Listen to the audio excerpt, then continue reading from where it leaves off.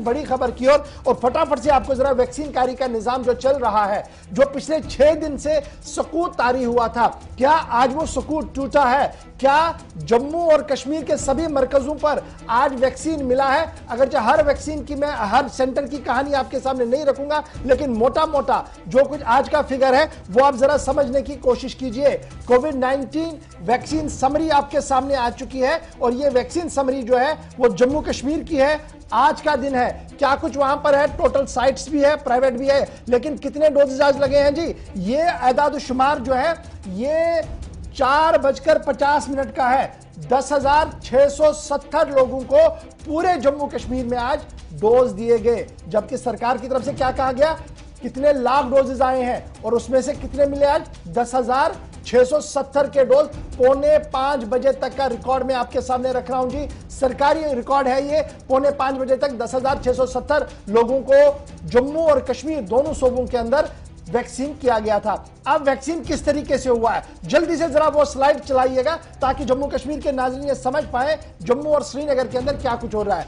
श्रीनगर से 2 जिले जिन्हें हमने कल भी लिया था, श्रीनगर के अंदर 4:45 बजे तक 660 से ज्यादा लोगों को वैक्सीन लगी है आज 2 मरकजों पर, बाकी कहीं पर भी नहीं। कुलगाम के अंदर 150 लोगों की वैक्सीनेशन हुई है और श्रीनगर के अंदर 2,03,060 से ज्यादा लोगों की वैक्सीन कारी मुकम्मल और 97,000 हो गई है कुलगाम के अंदर। जबकि जम्मू के अंदर आज वैक्सीन डिस्ट्रिक्ट के अंदर कितनी लगी है, 2,616 लोगों को और किश्तवाड़ के अंदर 336 लोगों को। 4:45 बजे तक का रिकॉर्ड यह है। दूसरी स्लाइड में आएंगे तो और 2 डिस्ट्रिक्ट आपके सामने श्रीनगर से होंगे और 2 डिस्ट्रिक्ट जम्मू से होंगे, शुपियां और बांडीपोरा। बिल्कुल कल वाले डिस्ट्रिक्ट हमने लिए थे, कल शुपियां के अंदर भी कुछ नहीं था जी, आज 40 हुए हैं। बांडीपोरा के अंदर 167 यानी 160 से ज्यादा लोगों की वैक्सीन कारी 4:45 बजे तक हुई है। डोडा के अंदर 385 और उधमपुर के अंदर 1,179 लोगों की वैक्सीन कारी मुकम्मल हुई है। तो ये इस तरीके से वैक्सीन है। चलिए ये लास्ट स्लाइड में आपको दिखा रहा हूं, अनंतनाग और कुपवाड़ा।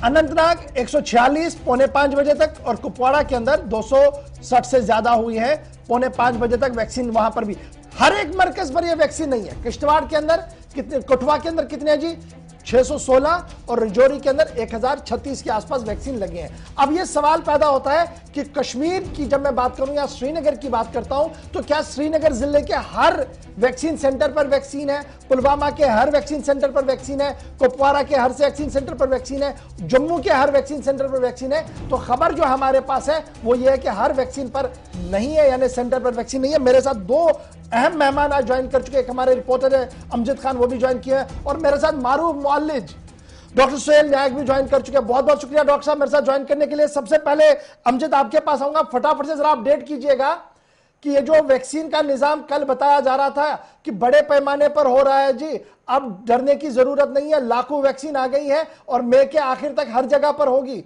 आज जब हम देख रहे हैं अक्सर मरकज खाली थे, चुनिंदा मरकजों पर ही हो रहा था। श्रीनगर की बात करें, श्रीनगर डिस्ट्रिक्ट के अंदर 18 ऐसे स्टेशन थे जहां पर वैक्सीनेशन लगनी थी। तस्वीर में कोई बदलाव नहीं, हर रोज की तरह कई सारे वैक्सीनेशन सेंटर्स आज भी खाली रहे। 18 में से महज 6 ऐसे वैक्सीनेशन सेंटर्स रहे जहां पर श्रीनगर में वैक्सीन लगे हैं। 1000 का टारगेट भी अभी तक पूरा नहीं हुआ। 833 वैक्सीन अभी तक सरकारी रिकॉर्ड कहता है कि श्रीनगर के अंदर लग चुके हैं। अब जब हम लोग वैक्सीनेशन ऑफिसर से बात कर रहे थे तो 2 ही रीजन बताए गए। पहला रीजन ये कि जितने भी वैक्सीन लग रहे हैं वो सिर्फ रजिस्टर्ड लोगों को लग रहे हैं, जो रजिस्ट्रेशन के साथ आ रहे हैं सिर्फ उन्हीं को वैक्सीन मिल रही हैं। और दूसरा रीजन ये कि लॉकडाउन है, उसकी वजह से कई सारे लोग वैक्सीनेशन सेंटर्स तक नहीं पहुंच पा रहे हैं। यानी वैक्सीनेशन ऑफिसर्स का कहना है कि वैक्सीनेशन तो है, अब वैक्सीन लगाने वाले नहीं है। ये एक अजीब सी हालात है जम्मू कश्मीर की श्रीनगर सिटी का कि श्रीनगर शहर के अंदर कुछ दिन पहले तक वैक्सीनेशन नहीं थे, अब कुछ दिन बाद दोबारा से ये बताया जा रहा है कि वैक्सीन करवाने वाले नहीं है। अच्छा, सरकार का ये मानना है कि हमारे पास तो वैक्सीन है सेंटर पर लेकिन कोई लगाने वाला नहीं है, जबकि लोग ये कह रहे हैं कि हम तो जा रहे हैं जनाब, वहां पर वैक्सीन है नहीं।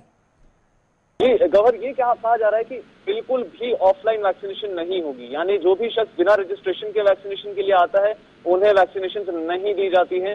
कुछ एक केसेस को छोड़ करके जो इमरजेंसी केसेस रहे या फिर एल्डरली केसेस रहते हैं, ज्यादा उम्र वाले, उन्हें छोड़कर बाकी जितने भी लोग वैक्सीनेशन के लिए आ रहे हैं उन्हें प्री रजिस्ट्रेशन बेसिस पर ही वैक्सीन लगाया जा रहा है। बिना वैक्सीनेशन रजिस्ट्रेशन के किसी को भी वैक्सीन नहीं दिया जा रहा। इसीलिए वैक्सीन काउंट इतना कम है, क्योंकि जिला प्रशासन पहले से ही इस चीज को पूरी तरह से हर घर तक आवाज पहुंचा चुका है कि आपको पहले रजिस्ट्रेशन करनी पड़ेगी कोविन ऐप पर, फिर अपने स्लॉट के हिसाब से रजिस्ट्रेशन करवाने के लिए वैक्सीनेशन के लिए जाना पड़ेगा। लेकिन सवाल ये है यहाँ पे जो सबसे बड़ा खड़ा होता है कि 18 वैक्सीनेशन सेंटर्स थे, क्या एक ही ऐसे? चलिए थोड़ी देर में आएंगे, आपकी लाइन ड्रॉप हो गई है, मैं आता हूं दोबारा आपके। डॉक्टर साहब मैं जरा फटाफट से आपके पास आऊंगा क्योंकि मामला बड़ा इंपॉर्टेंट है। पिछले कई दिनों से हम ये सुन रहे हैं कि दूसरी वेव जो है जी कर्व डाउन हो रहा है, आहिस्ता आहिस्ता करके ये सारा कंट्रोल में आ रहा है जी, और डेथ रेट भी थोड़ा थोड़ा कम हो रही है। लेकिन अब आप तीसरी के लिए तैयार हो जाइए, और पहले दिन से ही ये बिगुल बजाया जा रहा है कि तीसरी वेव जो आएगी इसमें डायरेक्ट हिट जो होगा वो बच्चे होंगे। अगर मैं जम्मू कश्मीर के जाविये से देखूं, चूंकि आप बच्चों के माहिर मुअल्लिज हैं, आप डॉक्टर हैं और सीधे बच्चों के साथ ही आपका राब्ता रहता है, बच्चों की बीमारी को आप दूर करते हैं, तो ये बताइएगा कि कितनी कमर कस चुकी है हमारी इंतजामिया, कितने तैयार हम हैं उस मोहलिक मर्ज से निपटने के लिए बच्चों के एंगल से, जिसको लेकर अभी तक हम इतने परेशान हैं। देखिए, ये बहुत अहम सवाल है कि जो तीसरी वेव है वो बच्चों को लपेट में लेगी, क्योंकि इसका ये वजह है कि जो बड़े लोग हैं वो धड़ाधड़ वैक्सीन ले रहे हैं, और आने वाले 5-6 महीने में जो बड़े लोग होंगे, जो more than 18 years of age के लोग होंगे, वो सारे वैक्सीन लेंगे। कल आपने देखा कि लैक्टेटिंग मदर्स को भी एलिजिबल किया गया वैक्सीनेशन के लिए। तो आने वाले वेव में ये खदशा है कि बच्चे जो है वो कोविड की लपेट में आएंगे। लेकिन आपके माध्यम से मैं लोगों को कहूंगा कि जो हमारा पीडियाट्रिक डिपार्टमेंट है अक्रॉस कश्मीर, हमने हर जगह पीडियाट्रिशियंस लगा के रखे हैं। आपको मैं नॉर्थ कश्मीर से लेके साउथ कश्मीर के कुछ नाम लूंगा जहां पर हमारे पीडियाट्रिशियंस लगे हैं। अगर हम नॉर्थ कश्मीर से जाएंगे, टांगडार से शुरू करके लोलाब, लोलाब से शुरू करके नौगाम, कुपवारा, हंदवारा, लंगेट, ये कुपवारा डिस्ट्रिक्ट में हर जगह पीडियाट्रिशियन है। अगर आप डिस्ट्रिक्ट बारामूला की बात करेंगे, ऊडी, सोपोर, बारामूला, क्रीरी, पट्टन, टंगमरग, पीडियाट्रिशियंस लगे हुए हैं। कंसल्टेंट पीडियाट्रिशियंस हर जगह पोस्टेड है, 1, 2, 3 करके भी पोस्टेड है। अगर उसके बाद आप श्रीनगर की बात करेंगे तो श्रीनगर में बहरहाल 3 टेरशरी केयर हॉस्पिटल है जहां पीडियाट्रिक केयर होता है, उसमें जेवीसी बेमिना, जीबीपथ हॉस्पिटल और सिकमज। उसके अलावा जो श्रीनगर के बाकी सीएससी हॉस्पिटल जैसे छानपोरा है, सनत नगर है, वहां पर भी पीडियाट्रिशियंस लगे हैं। इसी तरह अगर बड़गाम डिस्ट्रिक्ट की बात करेंगे, कुल मिलाकर आपका ये मानना है कि देखिए मैन पावर जो हमारे पास अवेलेबल है उसे पूरी तरह से रखा गया है, लेकिन क्या बिल्कुल वो सारी चीजें हमारे हाथ में है जिस तरीके से नैनो केयर के लिए चाहिए? वो टेक्निकलिटीज की कितनी कमी आज पहले दिन में हमारे पास है, जिन्हें आप चाहेंगे कि ये फर्स्ट गो में अगर ये चीज आज होती है हमारे पास तो कल ये परेशानी नहीं होगी? क्योंकि हमें याद है लास्ट ईयर जब थोड़ी सी परेशानी हुई थी तो जीपी पंत अस्पताल में हाहाकार मच गया था। बिल्कुल, देखिए गावर साहब, इस 1 साल में हमने सीखा है कि इस कोविड से कैसे लड़ना है। सबसे अहम बात थी कि हम फील्डिंग कैसे लगा रहे हैं डॉक्टरों की। तो फील्डिंग तो हमने टाइट लगा ली है, नॉर्थ से लेके साउथ कश्मीर तक हर जगह बच्चों के डॉक्टर को अवेलेबल रखा है। हमारा ये कहना है लोगों से, अगर कोविड बच्चों पे हावी भी होता है तो 95 से ज्यादा बच्चे ऐसे होंगे जिनको सिर्फ हमारी साइकोलॉजिकल असिस्टेंस जरूरत होगी, पेरेंट्स को जिनको हमारी बात की जरूरत होगी, उनको कोई सिम्टम नहीं होगा। तो 95-96% बच्चे वैसे ही ठीक होंगे। उसके बाद 4% बच्चे ऐसे होंगे जिनको हमारा थोड़ा असिस्टेंस जरूरत होगा, ऑक्सीजन की जरूरत होगी या पैरास्टामोल की जरूरत होगी।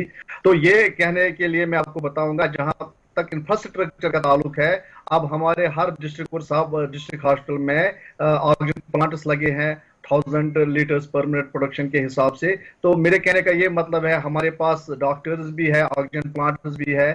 अगर कुछ परसेंटेज बच्चों को ऑक्सीजन की जरूरत है तो उनको रूरल केयर में ही ट्रीट किया जाएगा। और मैं लोगों को ये कहूंगा, पहले पहले हमें लगा था पिछले साल की कोविड जो है वेंटिलेटर, कोविड का मतलब है वेंटिलेटर, लेकिन 1% से कम लोग ऐसे हैं जिनको वेंटिलेटर की जरूरत पड़ती है। हमें वेंटिलेटर के पीछे नहीं भागना है, हमें सिर्फ भागना है कि हम अपनी फील्डिंग टाइट रखें, लोगों को साइकोलॉजिकली सपोर्ट करें, और जहां जहां बच्चा इसकी लपेट में आता है उसकी असेसमेंट करके, उसकी सीवियरिटी का असेसमेंट करके उसको हम मैनेज करें। और जब ये पूरी टीम जो पीडियाट्रिशियन की जाल हमने बिछाया पूरे कश्मीर में, जब ये अपना काम अंजाम देंगे तो मेरा ये सोच है कि बहुत कम बच्चे ऐसे होंगे जिनको टेरशरी केयर रेफर किया जाएगा। और टेरशरी केयर आप जानती हैं हमारे 3 टेरशरी केयर हॉस्पिटल्स है और चौथा डीआरडीओ 500 बेडेड हॉस्पिटल बन रहा है 1 महीने में। तो ये काफी है इस पूरे लोड को टैकल करने में। बहुत बहुत शुक्रिया जी डॉक्टर साहब हमारे साथ ज्वाइन करने के लिए। अमजद आपका भी बहुत बहुत